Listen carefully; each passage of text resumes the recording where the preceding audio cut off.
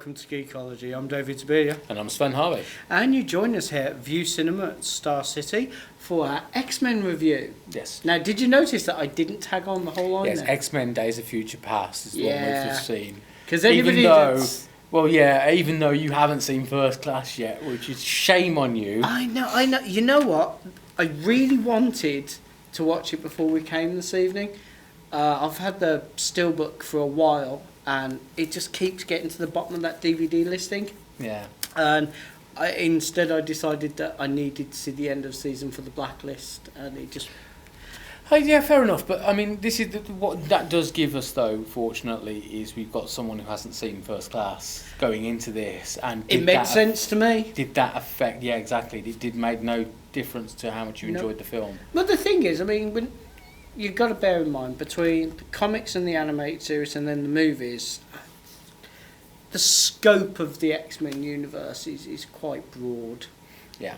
And whilst there was enough back references in there and enough in-jokes and stuff, I do not... There was no point where I went, I wonder what they were referring to there. It all seemed to flow quite naturally for me. I mean, you said, that was a really good reference to such and such. Yeah. Now, it's funny because you said that for the last film, where I'd taken it from the animated. So I was kind of thrown. I was like, I thought that was a reference to such and such. So, no, I having missed that one, I don't think it made any difference to it.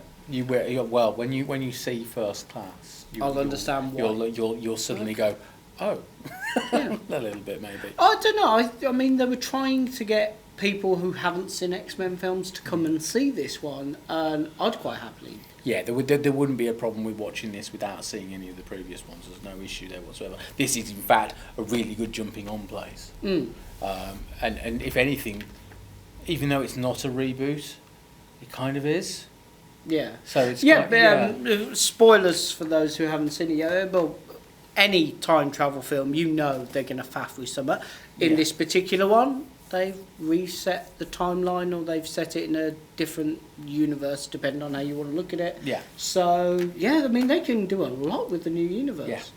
Yeah, and even Hugh Jackman, who not a year ago was saying he was worried about getting too old to do the role and he was getting tired. Amazing. And now he's actually saying, it's as fresh as it's ever been to him now, mainly because they've now got a new path that they can go along. Yeah. Now, what is interesting is that am I right in thinking you think that was the best X-Men film you've seen? Yeah, I'd argue with that. Well, I really enjoyed the animated. It's best live action. Best live action film you've seen. I mean, I would say I'm slightly torn that I think it's at least on a par with First Class, which you haven't seen yet. So. And First Class was fantastic. It was a brilliant movie. But it's interesting that we've got Bryan Singer back on this. Yes. So he directed the first X-Men film, which was, let's face it, it was a good, solid film. The second and the third one possibly not. Well, the third one especially weren't so good. X-Men Origins, Wolverine, and the Wolverine. The Wolverine was a better film than X-Men Origins Wolverine, but again, it wasn't up to the par of First Class. And it's interesting that First Class, though it had a new director, Bryan Singer was working in the background on it. So it's all culminated with this, where you've got so many cast members thrown in together, which you would have thought would have overloaded the narrative, and hasn't. It was really, really well handled. And it just feels like a really good experience. It's a fantastic film, and please don't walk out of the cinema until at the end of the credits. Yeah, to tell you the truth, the little snip scene they put on the end, that threw me. Yeah, I think we need to do some research and find out what happened in that. Yeah, the weird thing is, I feel I've got a fairly broad knowledge of the universe, and I was struggling.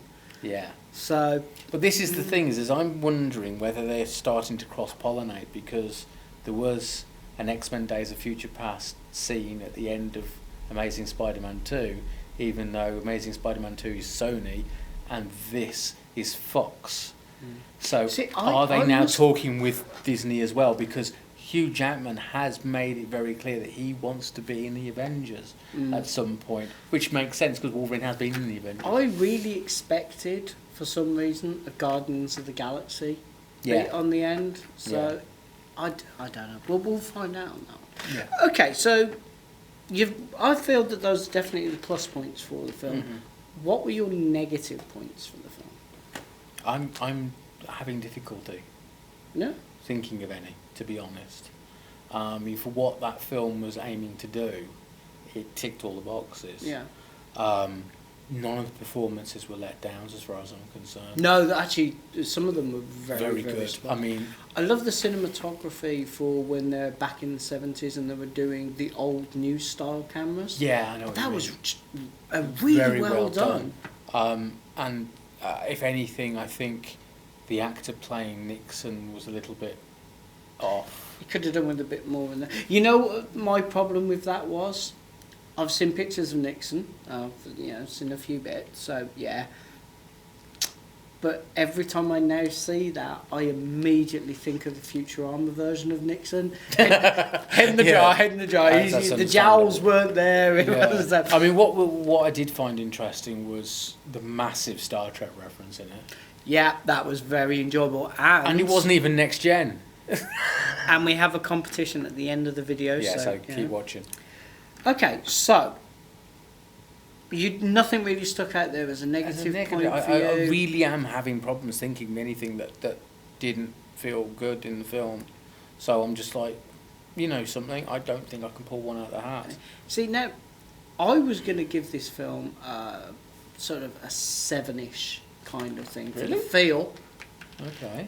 But the thing that made the film and makes the film my recommendation for a 9 was actually really early in the film when they did the bullet time scene. Yeah.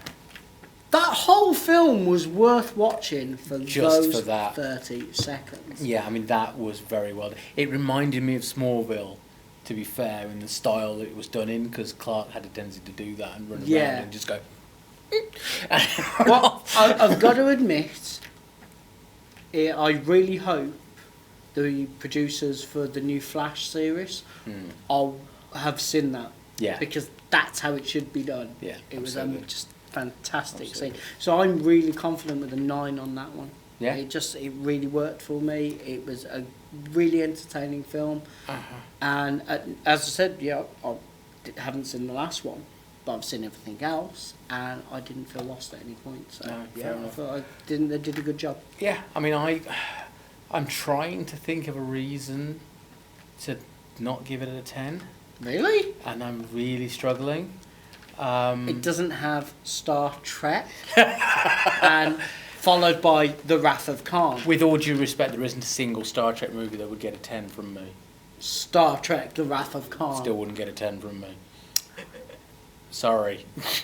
First Contact for you. No, it's too military. Too military, just like Wrath of Khan. Still not getting a 10. Right.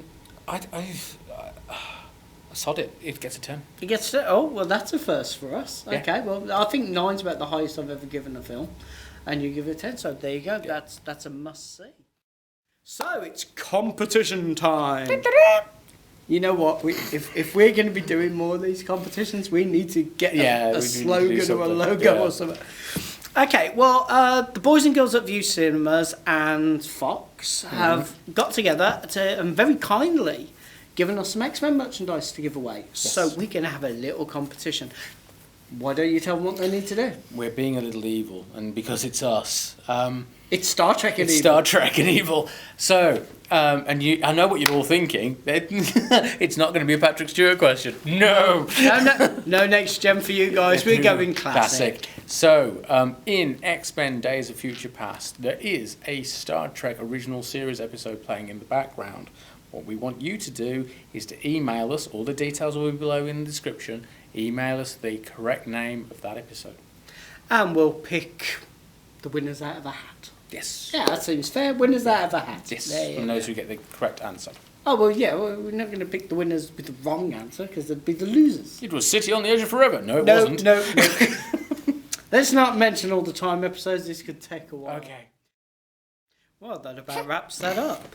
Thank you very much for watching. You can subscribe to us here on YouTube. You can follow us on both Facebook and Twitter, and of course there's the official Geekology website.